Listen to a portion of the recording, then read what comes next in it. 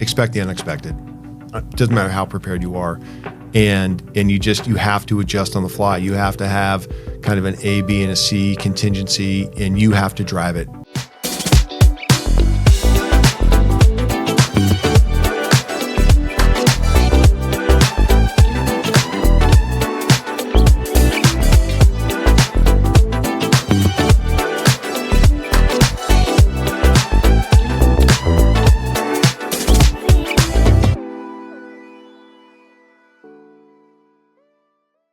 This podcast is for educational purposes only. Nothing you hear on this show is legal or investment advice, nor is it an offer to buy or sell securities. Always consult your own legal and financial professionals before making decisions. Welcome back to the Capital Flow Podcast. My name is Dallon Schultz, and I've got two incredible guests here with me today. I got David and Leanne with the Sterling Real Estate Partners Group, and we're going to be talking about an incredible deal and opportunity that they have, and just getting some more information about who they are and their business and their company. So David has over 28 years of experience in commercial real estate and has acquired and managed over $400 million. So we're talking with some serious players here. And he's the founder and president of the Sterling Real Estate Partners Group that he founded in 2015. And Leanne's been in the asset management and property management for over 15 years. And together they have a very powerful team and have a really cool project down in Tucson that we're going to be chatting a little bit about today. But before we get into it, guys, welcome. Appreciate you being here. Great. Thank you for having us. Looking forward to the discussion. So share with us a little bit, David, just about Sterling Partners. How did you get started? Share with a little background of your story. Right, sure. Well, it started in 2005. When I first got into real estate in 1992, it was in downtown San Francisco. It was really urban, downtown, commercial office space. And went through a couple of downturns, the dot-com bubble, and then through the Great Recession, and that really started in 2009 is when I made the switch to residential. And I had worked for two companies previously, and I started my first company in 2005. That was really the precursor company to Sterling Real Estate Partners. And so we bought several office buildings, commercial properties up until 2009. And in the great financial recession, like I said, is when I made the switch to multifamily to residential, realized that long-term housing is really where I wanted to be. Interesting. And so we started buying some multifamily properties in California, and quickly realized that the tenant-landlord laws were not very friendly for the landlords, and quickly came to the realization that you just want your units back. It's not really about the money. And so we went from California to Reno to Nevada, and that was when it really clicked. When a resident didn't pay at the first of the month, your manager could just go down, file the notice, and you could get your same unit back in the same month and just re-rent it. And I think people severely underestimate that when it comes to acquiring and buying multifamily. And we could probably do an entire podcast just on managing and owning real estate in California, huh? Oh, yeah. Well, that's in the past. Yeah. So we quickly moved. We went from California to Arizona, Nevada, Texas, and really, I knew at that point we were going to grow the portfolio all outside of California. That's incredible. And Leanne, when did you get connected with David? We met around 2013, 2014, was it?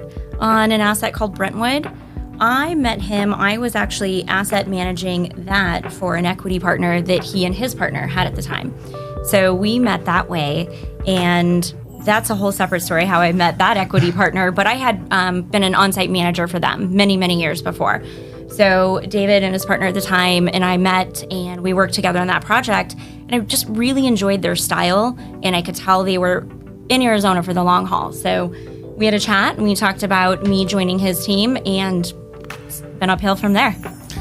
Yeah, Leanne was actually hired by our equity partner to babysit us. Okay. And I quickly realized, I knew when we were going to relocate to Arizona that would be our first hire. Somebody really strong operationally, somebody obviously that we knew, that we had a working relationship with. You have to. And I think what people don't realize, obviously active people in this space that own a lot of real estate and manage, acquiring the deal is the easy part. Even as hard as that can be and how much time it can take, that's the easy part. The money is made in the management. And is it fair to assume, David, you're more the visionary CEO type mindset, and then Leanne, you're more the integrator, get shit done type of mindset? I think we both like to get things done, but I certainly have a strong operational role and make sure that the deal makes sense before we follow through with it. So I think that's been a big thing for us, is having operations heavily involved from the first step in the process, from touring the asset, from the underwriting. So yes, right, it always looks great on paper, or you can make it look great on paper. I love what you shared right there, because having somebody in your role as you're acquiring the deal is absolutely critical. Because with me, I'm more the visionary. I get an idea of what I might want to do. Having that strong operational partner would be like, hey, that's great, but when it comes to actually executing on it, here are some things that we need to be aware of. And when you're purchasing these types of deals, because you guys focus on mostly value add, but this project we're going to get into here in a minute, I think is super cool and exciting. It's very operational heavy. And, and when you're doing any type of value add or any type of restructuring or developing, there's a lot of steps and a lot of stuff that needs to get done and a lot of people you need to manage. So if you don't have a good plan, if you don't have good operations, it's going to take longer and you're going to be over budget. For sure. So I need to share two quick stories. Please. So one is, when I came up in the business, it was all for small entrepreneurial companies, and it was cradle to grave. So I'd have to go out and find it, understand the opportunity, go put the debt and equity together, and then I would be the asset manager. And so from a high level, I could understand what's happening at the asset, but I never really sat in the property manager's chair. So when we would go on site to see properties, our routine was down. Leanne would spend some time in the office with the manager, and once all the suits left and all the guys that think they really know real estate leave the room, she would sit and chat with the property manager or the maintenance person, and then when we get back to the office and kind of debrief, she would have the full scoop of really what's happening and going on. Because when we walk in, you get fooled. They kind of tell you what you want to hear, and you don't really know what's going on. And Leanne it was great. And even to this day, if she doesn't know the people because she's spent so much time in the industry, but she's able to get she can speak their language. Like I said, you mentioned this casually, but it's definitely a hack for people that are acquiring deals. You talked about speaking with the maintenance manager. Usually when tenants and people have issues at some of these properties, it's because stuff's not getting done. They're submitting work orders and there's no communication. And those maintenance people on site, they have no interest in the property of it being sold. Like, they're hoping they still have a job when you acquire it. So it's amazing the type of information you can get from some of those people. Yeah. So the second story is, at our height in 2018, we had 10 people in the office, the analyst, the intern, and a dedicated acquisitions person who's kind of late 20s, super aggressive. Everybody's buying things in town. Like you said, everybody sees everybody buying everything, and they think these companies are all super successful because they're buying deals.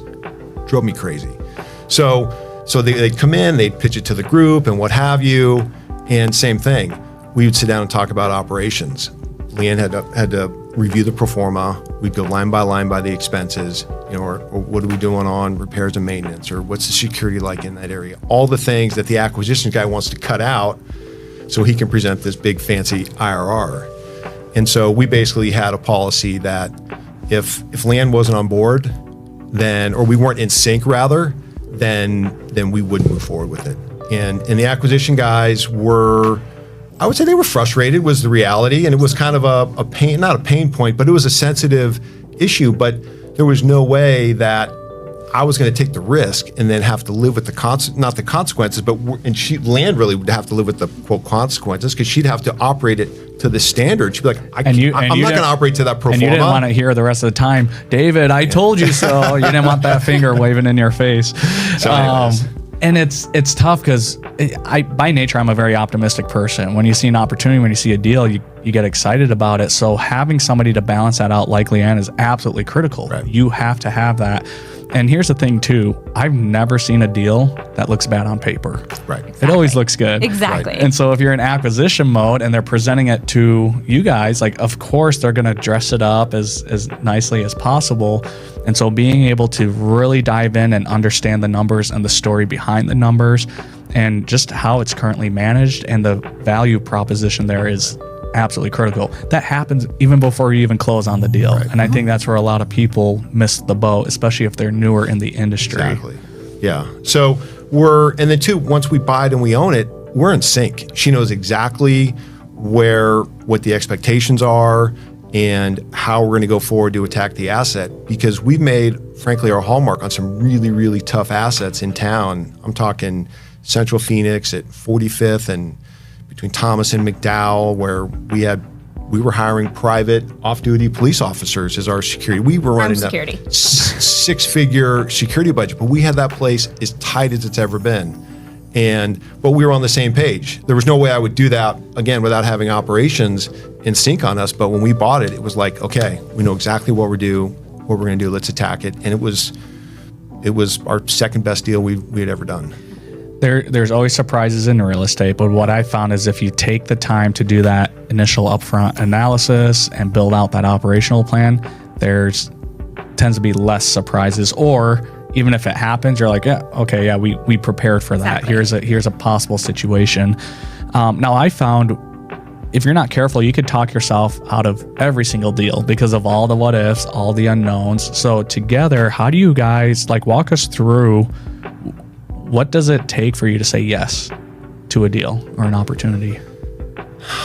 I think Leanne has the gift of knowing what's achievable and what's not achievable.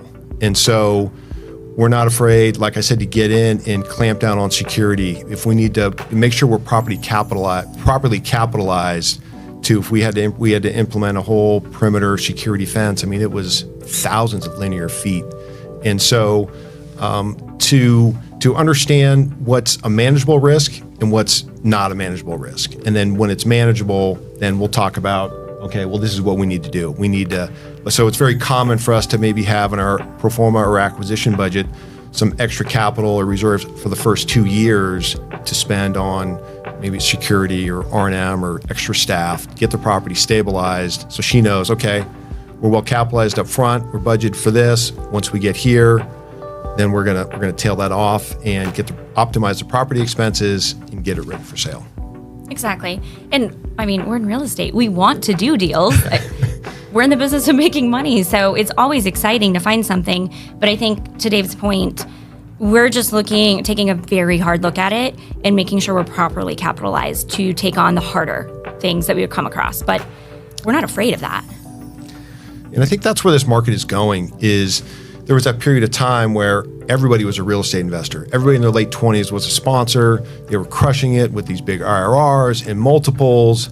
And it went straight to their head. They're like, look at me, look what I've done. Yeah. And they've owned an asset for 15 months and it just keeps trading and trading and trading. But I think that was just a unique point in time in the cycle when rates were where they were at, where now gray hair's back in vogue. And you need to be able to operate for 3 to 7 years, truly how to operate an asset. And you can't just do that without experience. And we're seeing that now. There's a lot of people going through foreclosures, doing a bunch of capital calls. And that's unfortunately what I've seen, a lot of the inexperienced people. I've actually seen some experienced people get caught up in it as well, because I think it's easy. A few years back when interest rates were low and things were just trading like crazy, that I think that fear of missing out kicked in for a lot of people. So people are feeling it now. They definitely are. Yeah. Now, Leanne, you have experience managing and asset managing properties from C class all the way up to A class. Yes. Do you have a preference? Is there one that jazzes you up, that gets you more excited, and why? It's always going to be the value add. There's so much reward in it. You can take something that's been so neglected and mistreated and just turn it around. And then when you look at the demographic that lives there, they have been lost and forgotten, especially in these key few years where the real estate shuffle where everyone was just trying to buy. I don't know that many owners were really trying to create a great life or a good community for their residents. And when you buy a struggling value add BC asset, you improve it and then you just watch either the demographic improve or the quality of life improve for your residents. That's really rewarding. There's a lot of rewarding parts to it, but they're also appreciative. And so that's pretty neat too. Hey, as a business owner or entrepreneur, one of your biggest struggles is raising capital. Maybe you've gone to the bank, maybe you've been turned down, or maybe you just have never thought of before speaking to investors. The reason the people here at Copless Pro, Dallon and Paul, have decided to partner with us over here at Copple Connections is we not only teach people how to attract and raise capital, we actually put you in the rooms where the capital flows. That's right. My name is Brad Blazer, and I've raised over $2 billion. And over the last 5 years, I have personally taught and mentored hundreds of people around the world on how to attract, raise, and close capital so they can be doing something bigger in life. But it's not only the coaching and mentoring. While we're working together, I put you in rooms of curated events with family offices, broker-dealers, and registered investment advisory firms. That's right. We create the proximity to my network because we know that proximity is power. It's our belief and our finding that no other company out there offering services in the capital raising space is doing that, which is why we have forged this strategic relationship. If you'd like to learn more, click the link below that's provided here in this podcast. And this is Brad Blazer saying we can't wait to work together. I don't care who you are. You want to be recognized. You want to be valued. And what I think a lot of people don't realize when it comes to us investing in real estate is we can accomplish that through the communities that we purchase, because it's not just a single family home that we're flipping. You're transforming a community. And so the culture that you set, it's a business at the end of the day. So the culture that you set, the culture that you create, the things that you do for the people there that you're providing quality homes and they're providing a paycheck for you, like that's a mutually beneficial relationship. And I think a lot of people overlook that. So I'm curious, what are some things that you guys have done to help create that culture and that community for your tenants?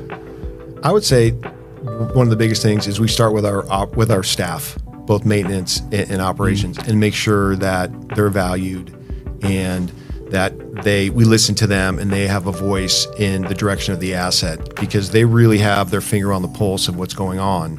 And you can speak more to this, but Leanne and her team can then decide, okay, well, we're going to go in this direction or that direction. And to me, from the ownership level, that's where I see us really set the tone. And if they see how vested Leanne is in the asset, then that carries down to the staff. And then when the residents see that, then it carries all the way through. That's my take. Well, I would agree. And I'd also say that goes back to the underwriting, because that's probably one of the things I came in and was one of our bigger conversations. When underwriting an asset, it's really easy to cut that staffing budget. It's probably one of the first things that gets cut. Payroll is one of the most expensive line items. And it's the first one to get cut most of the time too. Which is crazy. Why you're running a 20, 40, $80 million asset? Why do you want to pay the least amount possible for your CEO on site? It's the craziest thing in the world when you think about it. I've never heard it referred to that, but your manager is the CEO on site. They're running They have so much power. You will not find another position throughout several industries where somebody has so much influence, so much power at that wage, at that status. So it's really been something that I think the industry has undercut for a long time. It started to shift a bit during COVID, but that's really one of the things that we looked at was making people feel valued, not only by of course, we're going to create an environment, but they have to be well compensated and they have to feel included. So of course we have a bonus structure, but we also set goals and take them to lunch and just do things that make your team feel valued. Because especially right now, they can walk off my site and go make $1 more an hour almost anywhere else. But I'm already paying them a very good livable wage, and I'm treating them well, and I'm supporting them. And that makes really all the difference when you're taking on these harder communities or doing a big conversion, because that's a lot on a manager as well. We've had some managers that have gone from asset to asset. And when they do that on a particular asset, we'll allow them to invest in the property, truly be vested. And then on the sales side too, they know that I think we're fairly generous on our sale bonuses. So they want to see it all the way through the end. They want to make sure the asset is performing all the way through to the bitter end. Yeah, when we win, they win. I mean, everybody's going to be successful together. I like what you shared here, because typically when I ask that type of question, people are like, oh, we improved the amenity space. We put in a dog park. We put in a new playground. We get new pool furniture. They do all these things, which is good. That helps improve the quality of life. I really like where you two went.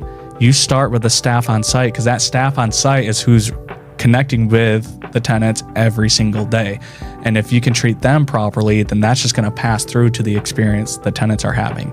And I know it's value add, so I know you're still improving the amenity space, the pool, improving. I wouldn't say it's the easy part, but it's the easier part in terms of, like you're saying. I mean, that just needs to happen. You can hire people to execute on the capital plan. But, incredible. You know, the human, the people part's the hardest part. It is. Value.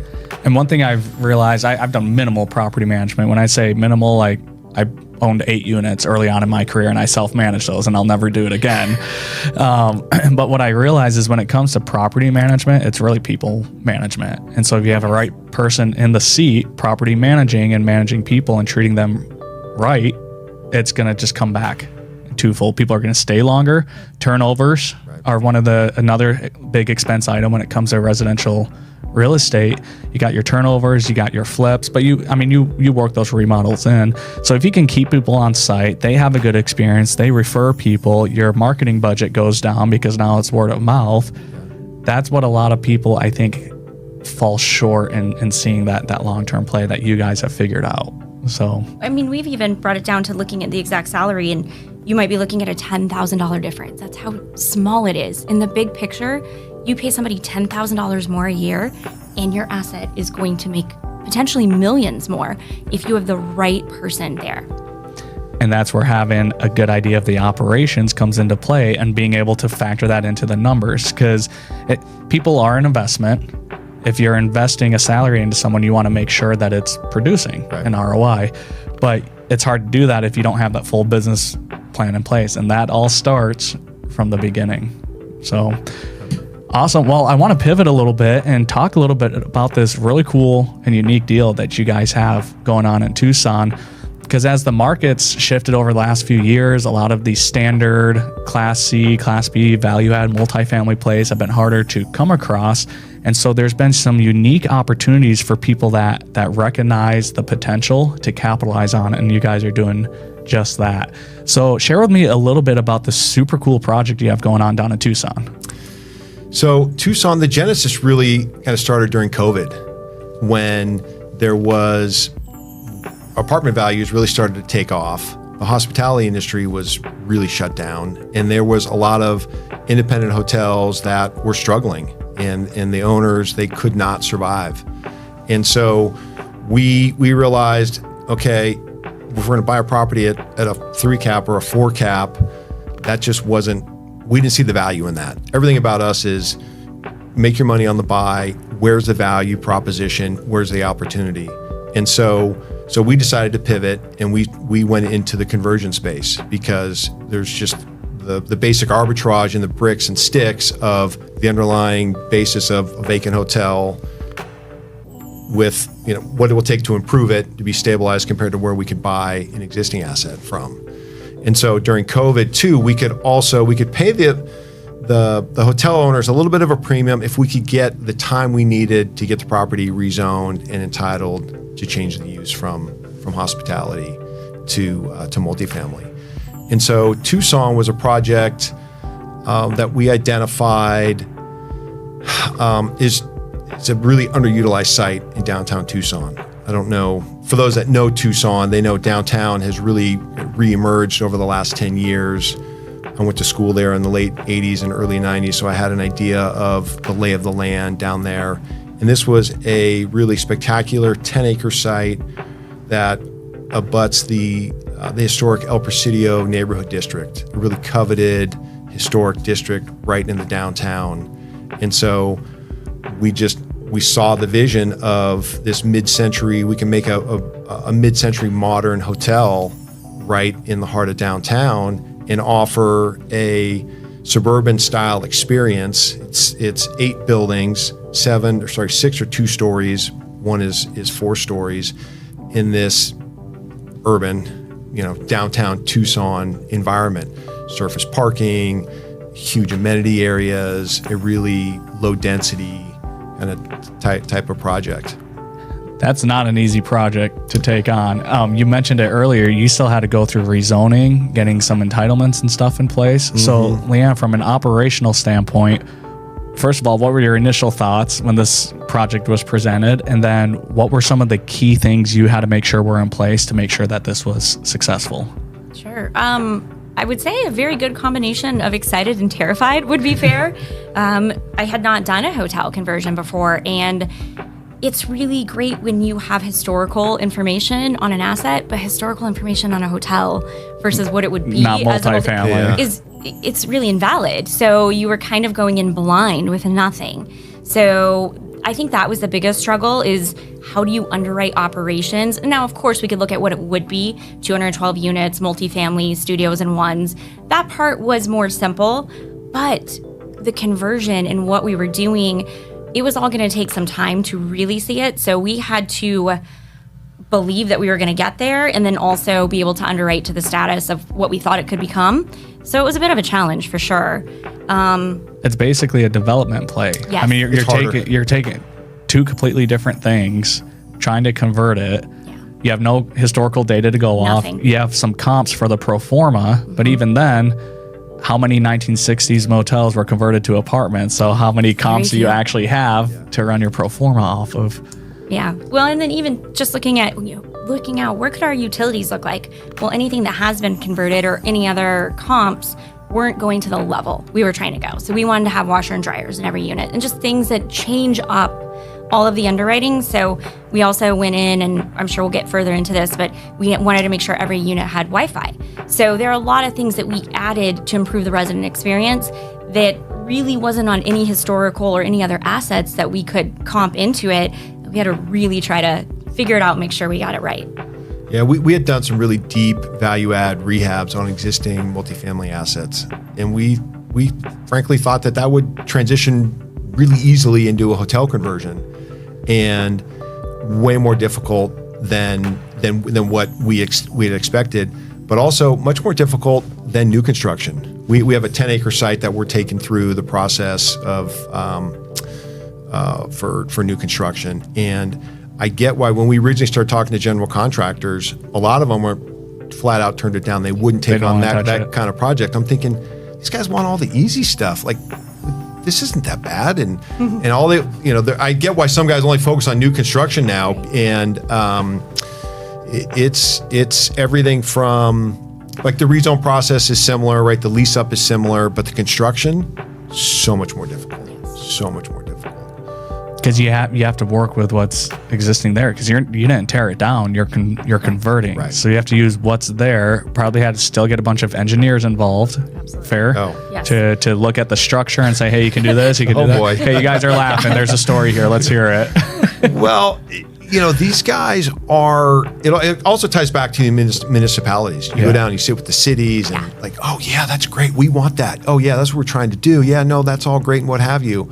So you say, okay, well, this is what we need. We need somebody that understands a conversion. You can't hold us to new construction standards, because when you change, there's two things too on the entitlements. Is there's the change in zoning that'll allow residential, but there's then the change of use that triggers all the building code stuff. And a lot of people overlook that too. So that's where we were keyed in on with the city was, hey, you can't hold us to new construction standards because we're changing the use. So we need an inspector that really understands this. Oh yeah. And so it's been a challenge, because even today they're coming out or trying to get our final C of Os, and they're holding us to some new construction standards. And you're like, this isn't new construction. Yeah, we're like, hey, we just invested $40 million in your downtown.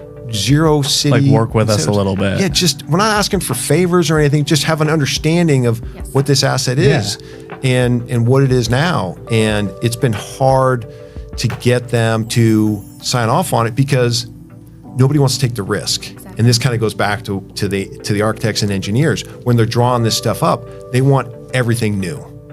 Just saying, guys, there has to be things we can repurpose. Because if something goes wrong, their name, their stamp is on it, and now they're held liable for it. Exactly. And they also aren't sure what the city's going to approve. So the easiest thing is all new. And you're like, well, we need to we need to reduce some costs here. So you kind of have to really manage that process a little bit more. And there's definitely a give and take with the professionals on what you're trying to accomplish. Yeah. And that's a lot of the stuff that people don't see happening behind the scenes. And that's the stuff, having a good operator or a good operations team. You shouldn't hear about any of that. That's their job. That's why they're getting paid for it. Not a lot of people are doing it. And so, it kind of in their defense, a lot of them may not have a lot of reps with it. And so it's hard you kind of have to find the right balance and the right mix, and really know from us. We kind of get back to experience. I have people call me all the time and like, oh yeah, we're looking at this hotel conversion. We're looking at this and that. I'm like, call me first. Like, I'll help you. I'll tell you where the landmines are, what you need to look out for, because there's been an incredible amount of lessons learned. What would you say has been the biggest one? I would say our top are making sure the contractor understands the schedule and really what it's going to take. Because once you get behind, it's really hard to make up the time. We'll talk more about that. Fix everything. Yeah. The existing conditions are inevitably going to be different than what the architect has drawn up, or even when they go out and they do their as-builts. It doesn't matter. Stuff's going to be different, and you probably need to carry whatever you think your contingency is. Double it. People don't want to hear it because it's going to tank their numbers, but it's just the reality. We had a situation where we went to demo a wall, and it was just thinner than what a standard wall was. There's no way to know that unless you were to measure the room from the other sides. Nobody does that. So, that was a big change order, affected a lot of things. You have to really, you have to be ready to adjust, and you have to really have an open mind of, okay, what are we going to do? You have to problem solve. You're always kind of in problem solve mode. Yes, constant problem solving. So tell us a little bit about the vision of this project, because it's how many units was it, motel? It was 290 units. And you're converting to just over 200 units of multifamily, which is incredible. So share with us a little bit about the vision of that, and what makes you guys excited about that. I could talk about this for a long time. So let me see. Well, we knew we were going to be converting to solely studios and ones, and some of them would be smaller studio apartments. So with that, we knew we need to make them incredibly efficient and effective so that you have everything you could need in one space, but also beautiful. And combining those two, an example in 315 square feet, can be challenging. So there were a lot of things. A big thing for us was a washer and dryer in every apartment. That's incredibly important to people. And again, you've got to make it work, but you've got to make it work in a way that's comfortable. You can't just throw it, in the middle of a bathroom and call it a day. But so we've created spaces and laid out the apartments in ways that are very livable and comfortable. We also wanted to make sure that the amenities package was there. And this is probably my favorite part, but when you're talking about studios and ones, the whole thought process was, well, this is what you can afford. You want to be in a smaller apartment, but you want to live someplace that you're super proud of, that you can enjoy. So with that, we added a 24-hour fitness center, which is it's upgraded luxury. People would choose to not have a gym membership with this fitness center. We have a resort-style pool. And with that, we actually went in and did some extensive capital work to make it smaller, oddly enough. It's still a 90-gallon pool, or 90,000-gallon pool. But we wanted to create a space where if all 200 residents wanted to come out and hang out at the pool and be comfortable, we could. So we invested a lot of time into making the pool more of a hangout pool, and lots of furniture, things like that made it fun and comfortable. We have a business center. We have an arcade because you just want to have fun. You want to do something different. And I feel like that up. goes with that retro style too, the 1960s. Absolutely. And then we really wanted to just make life simple. So we have Wi-Fi inside every single apartment home. And with that, that's not just something you're sharing with a building. It's an individual router. It's paid as part of your monthly bill to the property. So they don't have to come in, contact the internet provider, set it up. You guys already have it there. And it's fiber. And it's fiber. High speed. Yep. Ready to go. So we did that. And then we also went with technology. We did the smart hardware. So all of our amenities and our doors are smart locks. You can pick up your cell phone to get in and out of your home. And who doesn't have their cell phone in their hand every day? So we really wanted to make sure that we just gave the ultimate resident experience with an amenities package that you don't find anywhere else in downtown Tucson. And operationally, with the smart package, I would imagine that makes it easier on the maintenance and turnovers because you don't have to rekey logs, you don't have to swap out. It's all digital now. Right. Yeah. And in my experience, it's really that level that people expect now. Correct. And people are willing to pay for it. And if you're taking care of them, if you're providing those amenity centers and that quality experience, I would imagine the amount of calls to your maintenance declines, the amount of complaints, the amount of needs. So operationally, I would imagine it's a little bit easier. Would you agree? Well, I would agree wholeheartedly, but even a step further, they brag about us. I mean, we have glowing reviews that talk about the amenities and the ease of living there, the staff. But we also, they're sharing it with their friends. They're sharing it with their coworkers.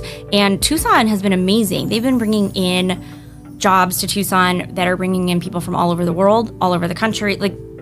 So we have quite a wide demographic, and they're telling everyone when they go back to their company, I live at the coolest place in Tucson. You have to come here. So it's gone above and beyond them just being happy.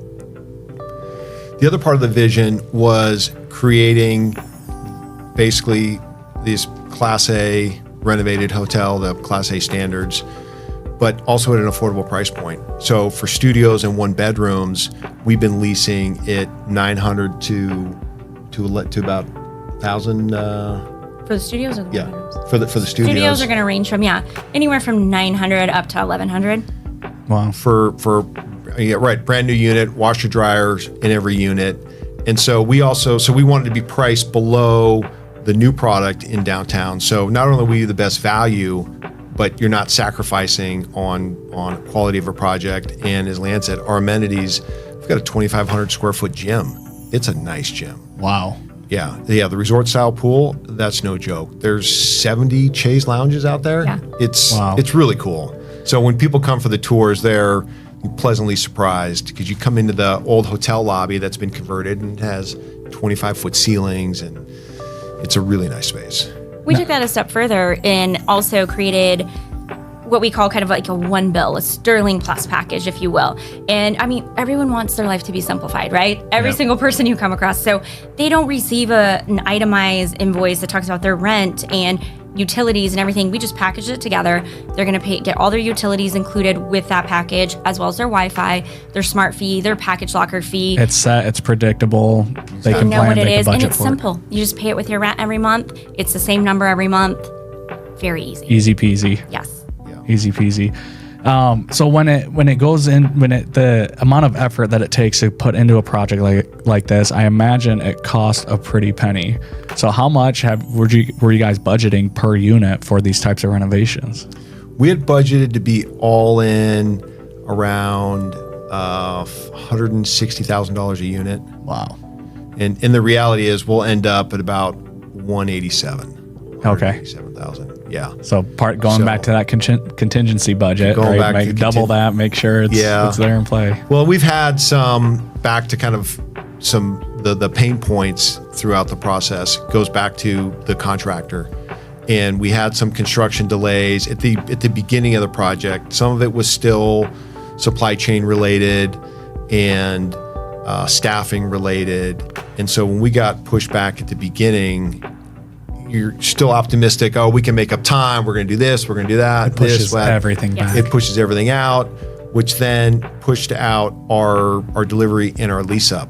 And we got a little jammed up in that we couldn't commit to delivery dates on some units. So there's no way you could commit to a resident, hey, here's your unit on this date and miss by 2 weeks. Pre-leasing was impossible. Wow. Pre-leasing was impossible. That's the simplest way to say it, which is almost unheard of when you're trying to do a lease up. Pre-leasing is everything. Right. But with the delays we ran into, we would have been failing people. So we would have to wait until we got a batch of apartments back and lease them up. And to our listener, this is still an active investment opportunity, correct? That's right. So there's if you guys are listening to this and want some more information, if you text Sterling, STERLING, to the number 623-2 280-1778. That will get you access to their offering summary, and they'll go more into the numbers and stuff. We're not going to get into that here. But that opportunity is still available because you guys are still going through the lease up. But the great thing is this project is almost done, isn't it? That's right. Yes. Yeah, we're 99% finished with construction. We have temporary C of Os essentially on the entire project. We're working through getting all the final certificates of occupancy. We are leasing. We're not pre-leasing. We're leasing. We're 72% occupied, and working to get to stabilization.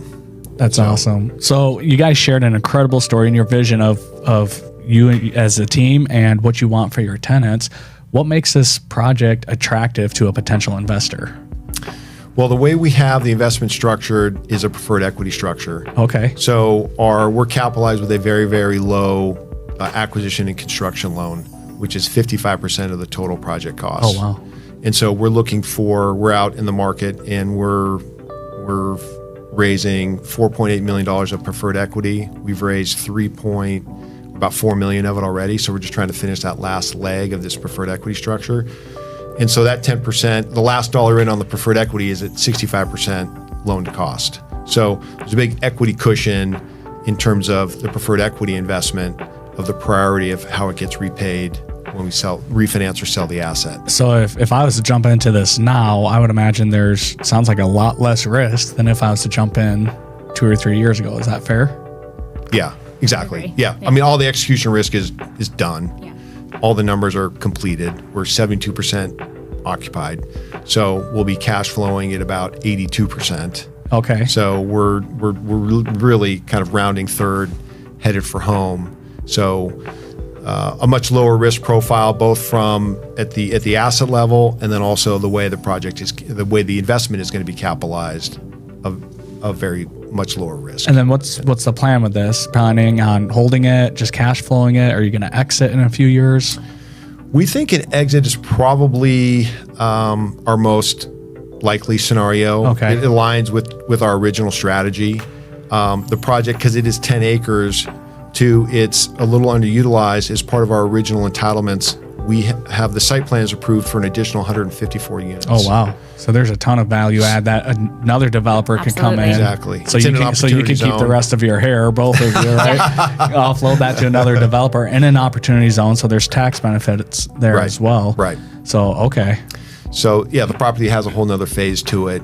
So somebody could come in, buy an existing cash flowing asset in an opportunity zone, decide when they want to execute on the new construction phase of things. Do you think you'll get those plans entitled for those additional units, or you can leave that for the next person? Well, they're entitled on the site plan. Somebody just Okay. has to do the construction drawings. Okay. And take it through. So it's ready to go. They just need somebody to come in and put it together. Right. Awesome. Right. What's been the most exciting thing about this project? The thing that's gone, I guess I would say the best, something that's gone the best, and something that's gone the worst, and what you learned from it. You want to go first? You go first. The most exciting part, I'm just going to start with that because that's my favorite part, is I've never taken a project from its absolute infancy, right? Drawing every square inch of the floor plan and changing it and being there as it was demoed and the first walls went up all the way to completion. And it sounds good, right? You love what you're doing. You see it on paper. You're like, this is going to be amazing. But it not only is it built, but people live there. And then I go to visit my team and I meet those people. And those people tell me how much they love something simple, like a walk-in closet, that when we were designing it, we were like, is this needed? Is this not needed? Of course, I said it was needed, but to that point, right? They love it there. They love the experience. They love the amenities. And it's always so easy to say, oh, this is going to be amazing. But when you actually get to go and see that it is amazing, it's fitting their lifestyle, they love all the things that you put so much time and energy into, that's unmatched. You know, there's not a better experience. And you don't always get to see those benefits unless you're there on site and hearing from the people. And it makes it worth it. You know, we put a lot of sweat, tears, blood into these types of Yes. projects. And yes, we're set out to want to make a profit as well, but also improve the quality of life of the people that are there. And there's not a reason you can't do both. And I think that's what people don't understand. It's like, hey, we either only focus on the tenant and their experience and not make any money, or we screw them and only make a lot of money. And that's not the reality. Right. With a good operations team such as Sterling, you can easily accomplish both. Yeah. It's been, when you kind of take a step back and you just look out over the site and you think about what the image was when we first bought it, and then you look at it now and you're just like, wow. You guys been documenting the journey, I'm assuming, with Absolutely. pictures. Yeah. We've got a whole catalog of journal entries before and afters. of how many times you were wanting to just throw the towel in.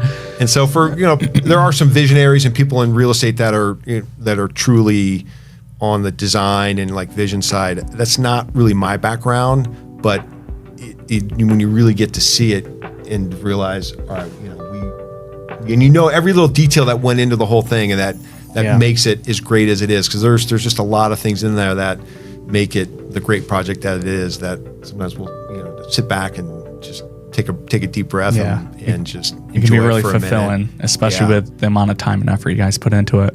So what's been the biggest lesson you've learned from this experience so far? We're probably going to say the same thing. I think you just have to, you really have to plan for construction delays. I've never really actively project managed something prior to this in a construction type of role. And I think you have to, kind of similar to the contingency budget, whatever you think, extend that out, another 90 days probably, at least. And then for me, from an operations role, you just have to be really flexible. You can't just get stuck on a date or a timeline, because it's not going to happen. And once you kind of can adjust to it's not going to happen and start looking, 90 days forward and planning for that, you really have to be flexible and work in the moment. I like what you shared there, because what I've noticed and seen with people that are very successful in the space, whether it's development, conversion, or just a standard value add, you got to expect the unexpected. And the ones that you see that are very successful, sometimes they make it look easy, but it's because you don't see what's happening behind the scenes. And it's not that their plan was executed to the T, like verbatim, the way they had it planned out. The difference is their ability to be flexible and to quickly pivot and be like, oh crap, that didn't work out. Okay, let's do this. Here's an alternative solution. And so it's being able to make those adjustments, because they are going to happen. And it's hard, because for me, I know I get an idea of how I want something to go, and as soon as a wrench gets thrown in that, it throws me off. Right. And I have to take a step back and reassess. And I don't want to do that, because I want to keep going forward. Right. So having that ability and the people on your team to be able to do that is critical. Yeah. You took the words out of my mouth. Expect the unexpected. It doesn't matter how prepared you are, and you have to adjust on the fly. You have to have kind of an A, B, and a C contingency, and you have to drive it. You can't allow your professionals to drive it. Your general contractor may have some ideas. A lot of times what we do is we take in all the ideas, and then we talk about, for whatever reason, this is the direction we're going to go. If it's operational, or we may want to spend more for a different reason, depending upon the outcome, and make decisions quickly so you can keep moving forward. Absolutely. Well, listen, I really appreciate you guys coming down. This was awesome, and sharing your story of how you guys got started and really this project in Tucson. I think it's an incredible opportunity for people, and there's still opportunities here. So again, if this is something you're interested in getting more information on, just text Sterling to 623-280-1778 and you'll get more information. We intentionally didn't get into the numbers and the returns and stuff. I don't think that's appropriate for this conversation, because I want our listeners to get to know who you guys were, who Sterling is, because that's really what makes or breaks a deal, is the person behind it, not the deal itself. So really appreciate you guys coming out. And to our listener, we'll catch you on the next Capital Flow podcast.